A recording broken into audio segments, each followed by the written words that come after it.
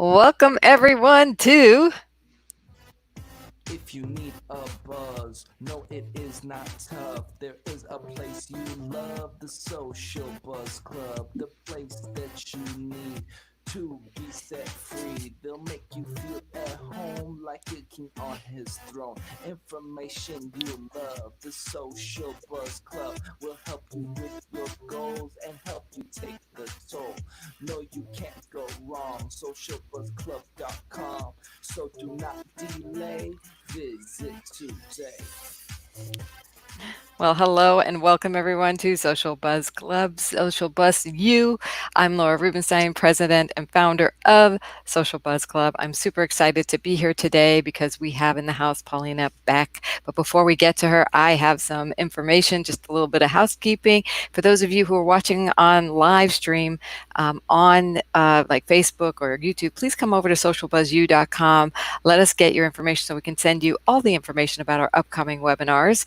And we give such high value for free as long as you come live. So please go to socialbuzzu.com. Also, please say hi when you do come to where we are streaming it on our website in the chat. Let us know where you're tuning in from. I'm super excited that you're here and we will answer questions there. So we love your tweets. Be sure to use the hashtag #SBuzzU because today is the day that we will retweet them for you and get you more visibility. That's what we're all about at Social Buzz Club. So imagine for yourself a little bit. I just want to give you a taste of what Social Buzz Club's all about. So imagine influential online networkers, everyday people who use social media, in other words, but they use it really well, sharing links to your blog posts, to your videos, to your podcast, to your website pages, your special offers, your quizzes, your assessments, your information products, your landing pages, your learning management system opportunities. So who are they going to share it to? To their fans, their followers, their connections, their friends. Why? Because Social Buzz Club is an influencer marketing platform. It's where people share each other's content. It's gamified. You've got to check it out. We do this to bring awareness to Social Buzz Club, and people are reporting traffic increases to their websites by 60, 70, or even 1,000%, believe it or not, or more. It's really the ultimate influencer marketing and buzz marketing tool out there. So stay until the end because I have a very special gift for you. If you want to try it out, you'll be able to. But in addition, like I said, twice a month, we're here bringing you the latest training and dynamic speakers to propel your business to the next level. In fact, we have a library of over 200 trainings at this point, and with some of the most prolific and expert thought leaders there are on topics like how to land speaking engagements, how to do Instagram contests, how to get published, how to speak and give presence like get a standing ovation every time. I mean, there's all kinds of things on LinkedIn, on video marketing. We've got Lou Bortone. We've got so many people in that back end that it's just worth the price of admission for that. So stay until the end. Again, I have some very good bonuses and gifts for you that you won't want to miss. And right now I do want to get into our topic today because Paulina's right there here, right below me, just waiting to talk to us about loan forgiveness. What are the requirements that every entrepreneur must know? Paulina is a tax strategist. She's helped me. She's focused on helping businesses get through this pandemic. I'm here to tell you she is like a little tax angel. She takes the guessing game out of the SBA funding. She'll help you create a financial game plan so you can feel in control of your finances year round, not just during this time, but year over year. She'll also help you avoid any unwanted surprises that set you back from reaching your business and personal goals. So welcome, Paulina. I'm so excited to have you here. Oh, thank you for having me. I'm very excited to be here and share all my knowledge with you guys to make sure we get you through forgiveness. So Yeah, so I'm glad you're here. I'm going to put your screen on, and the floor is yours. Well, thank you. So my name is Paulina Beck. I am a tax strategist. I'm also the owner of Beckinson Financial, my firm. And today what I want to talk to you guys about is the PPP forgiveness. PPP, more commonly known as the Paycheck Protection Program. Some of you might have applied. Some of you might be wondering, can I still apply? We're going to cover that. And then really what comes after you get the money. That's the key there. So we'll cover what we can look into, what you should be keeping in mind, and what are the proactive steps you can take to really ensure that you do get forgiven and you're not left holding a many thousands of dollar loan that you owe back to the SBA. So with that, I'll show you a little bit about my firm, and then I'll get into it. So again, I have a accounting firm. We do full accounting services, so anything you might need. I mostly, outside of the COVID times, I cover tax strategy and tax preparation. We also do a little bit of bookkeeping, so that's what we usually help our clients with. And during these times, what we have helped a lot of people, and I've especially helped Laura, is with the PPP and the CARES Act and everything that comes along with it about how do you apply, where do you apply, what do you need to do once you get the money, how do you account for it, and how do you make sure you document it properly to get it forgiven. So let's talk about one of the biggest things about PPP. One of the biggest problems that people have, small business owners have, is that they think that it's automatically forgiven. That because it is a forgivable loan, that's how they sold it to you, that's how they told you at work. It was forgivable, it's free money, just make sure you use it for payroll and then you're good. Let me tell you something, it's fine print, fine print here. It can be forgiven, but just because you use it for the right purposes does not mean you're gonna get forgiven. And there's a timeline and a list of paperwork that you actually need to fill out with the entity that actually give you the loan.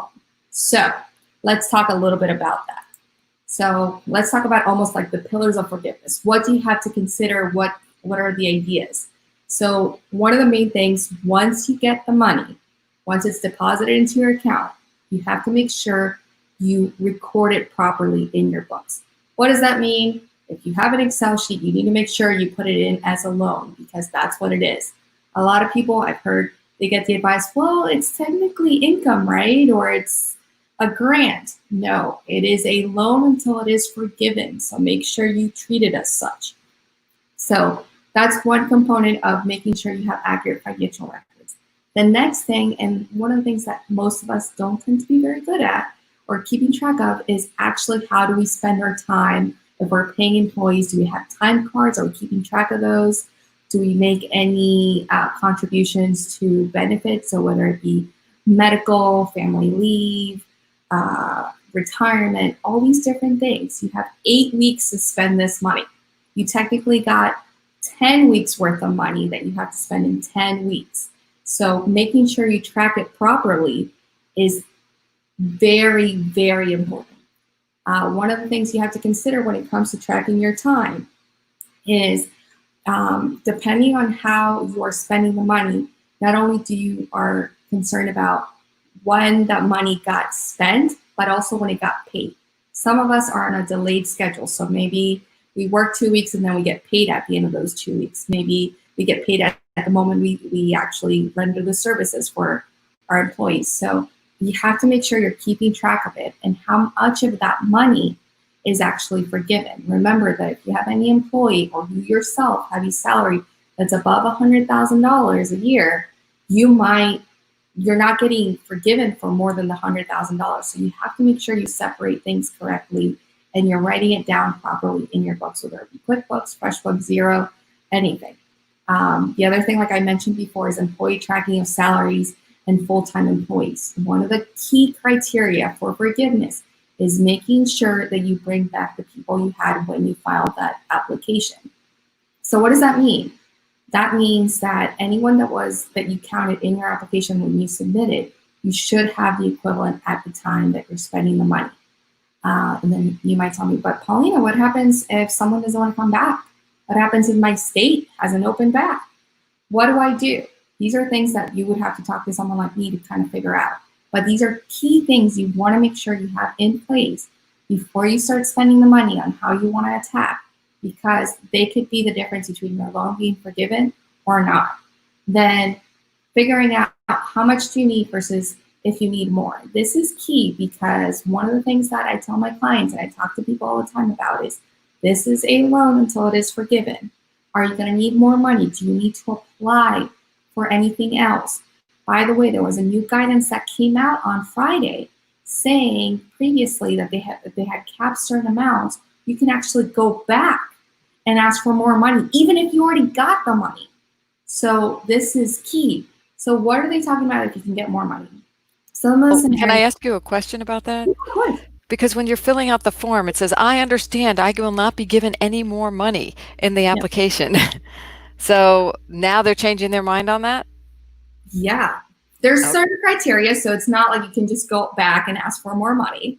One of the things they kind of took into account is the fact that some businesses are seasonal. So when you were filling it out, it was kind of hard to determine what your period was. So if you were dividing something by 12 months, it made it where you got a lot less money. So there are certain scenarios where they're allowing people to go back to the bank and ask for more money. However, with everything being said, you have to know the process on how to go about that and how much would it be forgiven. Because remember, if you have 8 weeks to spend 10 weeks worth of money, you need to know what your percentages need to be in order to qualify for forgiveness. Some of the key ones that you might want to know is you have to spend at least 75% on payroll. Payroll being, wages, salaries, and tips. It also includes things like, the employer portion of your taxes and all these different components. So you want to make sure you're meeting that criteria and that additional 25% that you're also spending it in the proper way and accounting it properly. So one of the things that I want to make sure we talk about when it comes to that is the fact that any money as it stands right now, as the law stands right now in the CARES Act, and what the SBA and Treasury have put out, any money that you use PPP funds, so any expenses that you're using PPP funds will not be deductible in your taxes. What does that mean? That means that if you, and I'm just throwing random numbers here, if you spent $1,000 on payroll that normally would be deducted in your taxes, $1,000 of payroll because it's a deductible expense, you cannot claim it on your taxes for next year.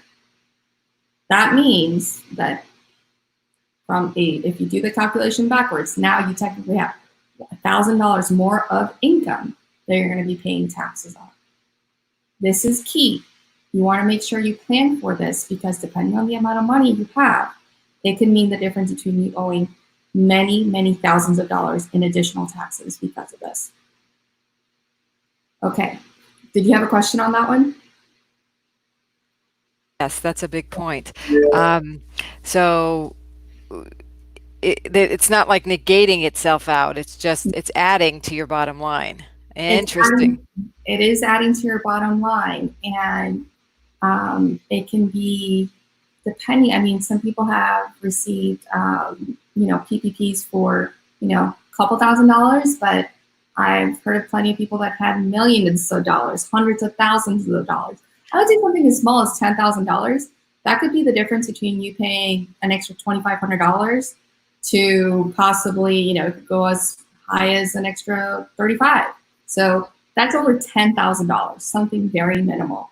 So one of the things that I'm telling people, and again, I do this with my clients, is thinking about how are you going to compensate for not being able to take these expenses. This is where a tax planning or tax strategy would come into play of what's available to you to kind of mitigate the new tax liability that you're going to have. And then the other thing that you want to think about when it comes to the pillars of forgiveness is communication with your bank. Going through the process, I had plenty of clients that went through different entities and different banking institutions, and they all had their own way of communicating with the clients. Some of them that were more local community banks, you could just call them up and they would help you through the application and it'd be very quick. Some of the bigger institutions, you had to access your bank account, you had to go through a link, you had to fill it out, wait for them to respond, upload additional documents. So each banking institution kind of had their own process. So when it comes to forgiveness, that's basically what we can sort of expect. The SBA put out an application for what they're expecting for forgiveness for banks to fill out. That's currently available. You can basically use that as like your guide through what to expect. However, it is not the final version. It is not what people have filed yet. It's not what they have processed. One new thing that came out of what they put out over the last week is the fact that the SBA is actually going to review each application for forgiveness. If you didn't line up everything appropriately, it can mean you're now in a loan that needs to be paid back with interest rate that you thought was free. So this is key, having constant communication, making sure you have a point person that you can reach out to at the bank so you know what they need. I will tell you, most of the banks currently don't know what the forgiveness process is. They will tell you they will get back to you. That's the common answer I'm getting. Same thing if you run formal payroll. That's another part of the communication chain that most people are not thinking about. They're thinking about maybe the person they helped that helped them fill out the application if they had someone, or the bank. The next big person you need to speak to is who runs your payroll, whether it be ADP, Gusto. There are plenty of providers. Most of them, I think QuickBooks as well, are putting together reports that tell you, based on what you ran for payroll, how much of it applies for forgiveness. This is key. This can start giving you insight as to what have you spent so far and how much you have to go in order to meet the forgiveness criteria of the 75% for payroll. So those are roughly the pillars of forgiveness that we have to consider. In terms of talking about next steps or steps that you need to do, I would say first is definitely making a plan to make sure you make the most out of this money. In terms of making sure that you are set up for the next 8 weeks so you can think about how you're going to go from that point forward and making sure you are forgiven. And then the next thing that's part of that plan is determining which of your costs are actually eligible and which ones are not. Do you have employees that make more than $100,000? Do you pay bonuses? Should you use PPP money to pay for these bonuses? Would that be forgiven? What about overtime? What about, if you hired a new employee but they weren't part of the count that you submitted? These are the things you want to make sure you figure out before you spend any money. And then calculating the employee floor for forgiveness. That is relating more toward how many employees did you apply with, and how many do you have to have on payroll during the eight weeks of spending to ensure that you don't fall underneath the requirements. What does underneath the requirements mean? It means that if you reduce someone's payroll or salary or pay by more than 25%, did that happen? What about if employees left?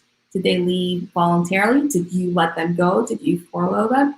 So those are things you want to figure out and make sure you have ironclad and you have the proper documentation to ensure that you're going to get forgiven. And then I have a question about that. Sure. So, and in my case, and maybe in a lot of solopreneur cases, we applied with more employees, but they gave us funding for, say, one employee. Which one are we required to show documentation for?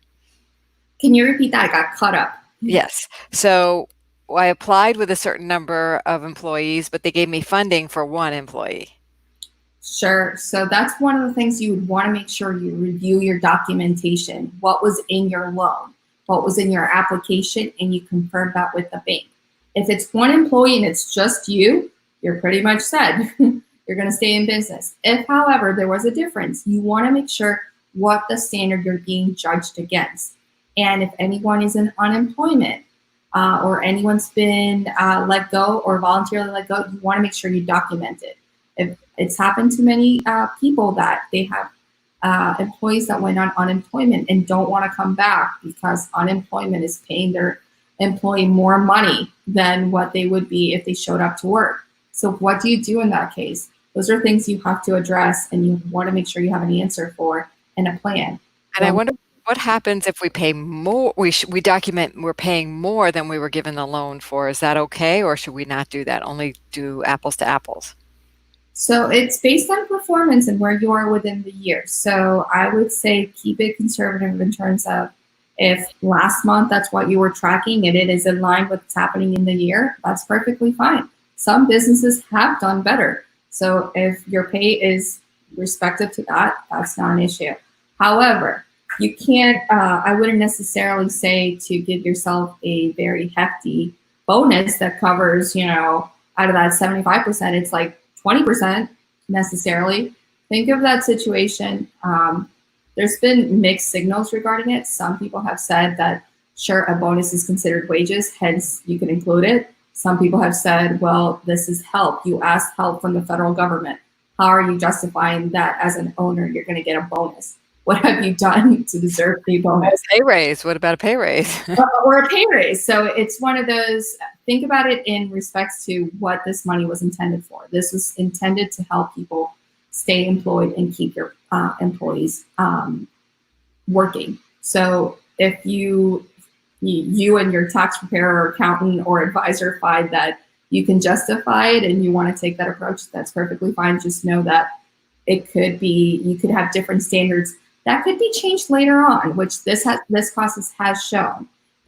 Once they set a rule, it doesn't always stay that way. So you want to be mindful and sometimes take a more conservative approach to ensure that if you are concerned about maybe paying back this money, that you have allocated for that. So that would be my You keep saying the 8 weeks. Is it a specific 8 weeks, or is it 8 weeks from when you get the money?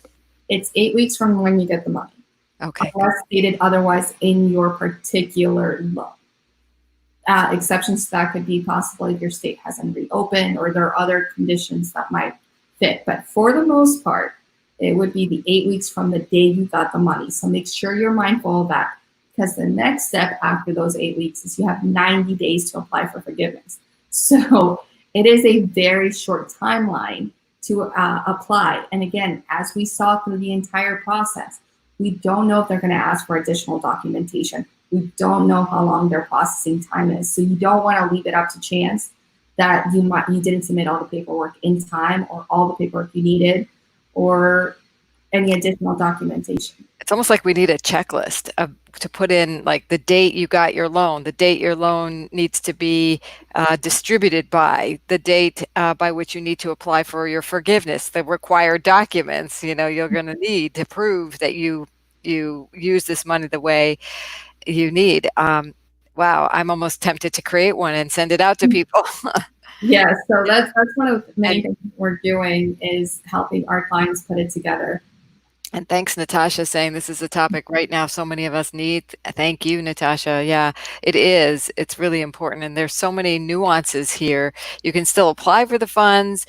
Then you need to know how to get forgiven. And this is a huge list. So I'm going to let you keep going on that. Yeah, so outside of keeping track of employees, you want to know what the process is for your bank for submitting the paperwork.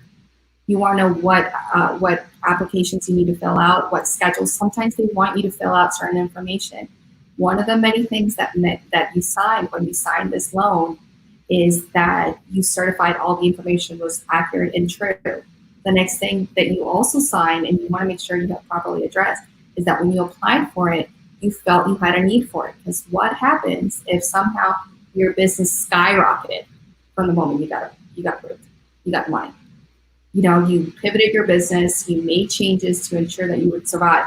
So somehow you have a 30% change, growth in your business over the last few months. How do you justify that? This is where all these things you want to make sure you address. You really read through your loan documents and speak to your bankers. And whether you applied yourself or the person you applied with, you want to make sure you answer these questions while you still have time to make changes. Those 8 weeks are precious and they go by so quickly. And the next thing you want to make sure is there are constant changes. Even last week, the SBA and Treasury were putting out new information, changing rules, changing calculations. One of the things that many people haven't necessarily seen on the news is that prior to last week, when you applied and you were self-employed, you didn't really have a cap on how much income you could make outside of that 100,000. So when you think about it, so around 100,000 is a little less than $10,000 a month. It's about $8,000 a month. So you got almost $20,000 approved. Now they capped it at a little bit over 15,000. So you have to make sure you know what the changes are. You want to be communicating because they are changing and they're releasing new information. Wow. There's a lot to know here. And I am really appreciative of all this knowledge from, how to, and then one of the questions I have is you can apply in various places from PayPal to Bluevine to Lendio to Cabbage. That's not my traditional bank. If I get a loan through them, you said I need to contact them. Do I have a contact? Do they have ways to contact them? So right now, I will say from the people that I've interacted that have active loans, the banks are mostly focused on getting people money. They're kind of like the rest of us, where they're figuring out the steps of what's coming out of Treasury. I will tell you this from personal experience from the application process. The bigger banks tend to be a little slower because they need to diffuse all the information to all their client base. If you got it through a smaller bank, a PayPal or QuickBooks or anyone else, they tend to be a little bit faster, especially local banks tend to be a little bit faster. I would say start contacting them at about the halfway point of your spending. If you can do it beforehand, that would be ideal. That's the proactive choice. But make sure you're contacting them and that you have the fine print. I had a client last week reach out to them and ask them, okay, what do I need to do to apply for forgiveness? And they said, we'll get back to you. So I will. And who did they reach out to? Can we name that? I don't remember the name. It was a local bank in Florida. I can tell you that. Okay, got it. So it was just even the local banks. It was the local banks. I mean, they're putting out regulations, so we're all trying to answer the need. I will tell you from a lot of my guidance comes from my background in tax. Usually I use the same methodology and level of proof that you would use on your tax return. For this, they tend to coordinate, still the same federal government. So when you use that kind of methodology, we tend to be on par. We tend to be a little conservative.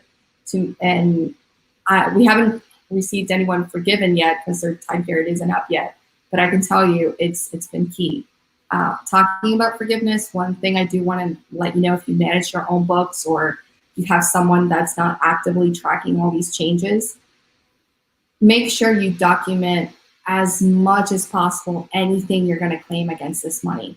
I mean, so one of the things that I've been asking, the last couple of days is, what happens if I pay someone as a 1099? They're not on payroll, but they're a 1099. How do I, make sure?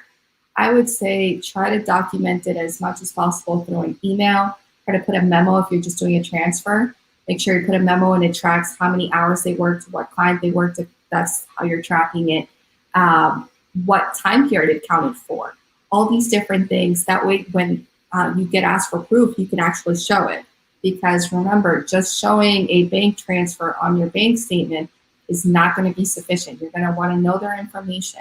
If it's anyone that you're dealing with that doesn't have an S corporation or corporation, make sure you have a W-9 on file for them. You need to file with the IRS. It's for your own personal record. But make sure you have all that written down. And ideally, I would say speak to someone like me or people that are actively working on this, because the rules are changing constantly. We're getting updates every day, and we want to make sure you get forgiven. I mean, this is a lot of money. It's going to affect your taxes. It's going to affect how you're dealing in business.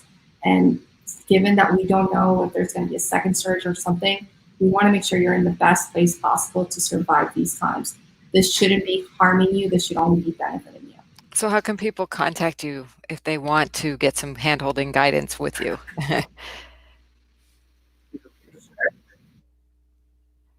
Oh. It has my LinkedIn. There we go. It has here, has my Instagram, Facebook, and my website. You can book a time. I usually do a free one-on-one consultation. I'll try to give you as much information. This is what I'm actively working on. My team is constantly updating. I get updates from, the SBA, Treasury, anything that comes out from Twitter, from any senator on the, and any of the major committees involved.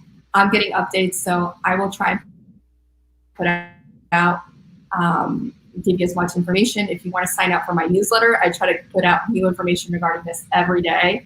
And that's how we want to get you through this. That's the main thing. Yeah.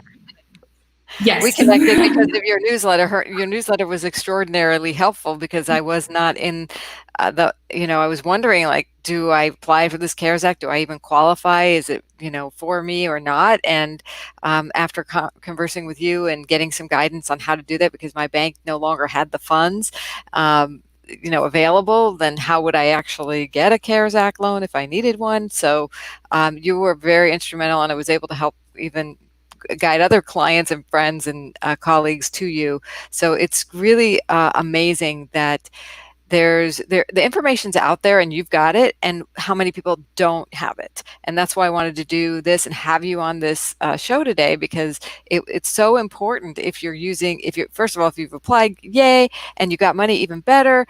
And now you want to be careful to make sure you don't have to pay it back. That's so important. So would you, and I hate to put you on the spot here, but I'm going to do it even if you don't, but would you be willing to work with me on that worksheet I talked about? Yeah, I'd love to.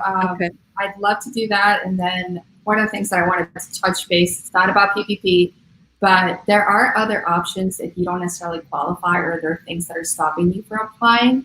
There are grants out there. There are other types of lending. Maybe you do need an actual loan because maybe you don't need it for payroll, but you sell products and you have an e-commerce site and you need money for inventory, or there are other options that we can help you go through. I'm more than happy to walk you through what I know and the different, whether it be the EIDL or Main Street lending, anything. I'm pretty familiar with it, but just know that there are plenty of options. Plenty of businesses out there are also trying to help. So please know that there is help out there, and we all want to help each other out as we're a community. So just reach out. Yeah, I love that you are so knowledgeable, and you're so willing to connect with people and help them. So thank you for that. And then if you do want this free content that we are going to be putting together, be sure to RSVP at socialbuzzu.com. I'm going to do a special broadcast message out to anybody on our list as a freebie gift. That checklist on how to make sure your loan is forgiven, and the dates, a space for the dates, and to calculate where to find the resources.